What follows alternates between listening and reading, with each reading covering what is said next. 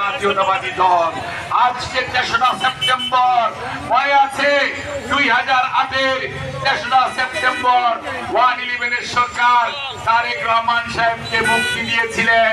অসুস্থ তারেক রহমান সাহেব কোর্টের আদেশ দিয়ে চিকিৎসার জন্য লন্ডন গিয়েছিলেন, মনে আছে?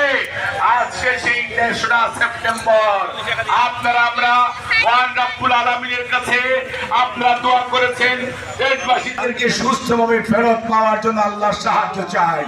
আর যে সমস্ত ভাইরা শহীদ হয়েছে, যারা ক্ষতিগ্রস্ত হয়েছেন, তাদের পুনর্বাসনের জন্য, তাদের পরিবারের পাশে দাঁড়ানোর জন্য আল্লাহর সাহায্য চাই। এবং আমরা যখনই সুযোগ পাবো সেই সমস্ত মানুষগুলোকে সসম্মানে তাদেরকে পুনর্বাসিত করার জন্য আমরা আমাদের দলের পক্ষ থেকে সকল প্রচেষ্টা অব্যাহত রাখবো।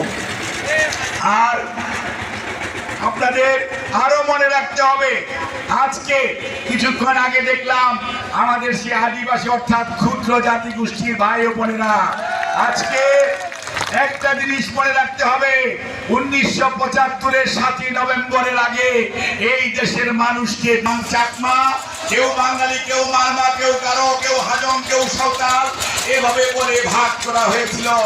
শহীদ জিয়াউর রহমান আপনার আমার পরিচয় দিয়েছেন। সেই পরিচয়টি হচ্ছে আমরা যারা এই 56,000 বর্গ মাইলের ভিতরে আছি, আমাদের পরিচয় আমরা বাংলাদেশি। আমরা কেউ হিন্দু না, মুসলমান না, বৌদ্ধ না, খ্রিস্টান না, আমরা কেউ চাকমা না, মারমা না, বাঙালি না, সাঁওতাল না, গারো না, হাজং না, আমরা সবাই ভাই ভাই, আমরা সবাই বাংলাদেশি। যখনই আমরা আমাদের পরিচিতি পেয়েছি তখনই বাংলাদেশ সামনের দিকে এগিয়ে গিয়েছে।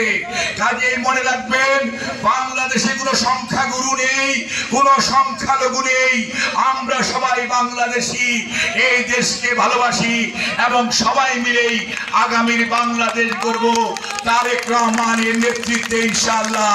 আপনাদের সবাইকে অনেক অনেক ধন্যবাদ, কৃতজ্ঞতা এবং আপনাদেরকে বিএনপির পক্ষ থেকে বিএনপির প্রতিষ্ঠা বার্ষিকীর জন্মদিনের বিএনপির 47তম প্রতিষ্ঠা বার্ষিকীর শুভেচ্ছা জানিয়ে আমি বিদায় নিচ্ছি।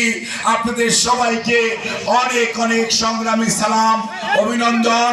শুধু একটা কথা মনে রাখবেন, কোন ধরনের বিশৃঙ্খলাকে প্রশ্রয় দিবেন না। অনেক বিশৃঙ্খলা করার চেষ্টা করা হবে, বিএনপির ঘাড়ে দোষ চাপানোর চেষ্টা করা হবে। আগামী জাতীয় নির্বাচনে 31 দফার আলোকে মানুষকে সংগঠিত করে এমন ভাবে এগিয়ে যাব আমরা যাতে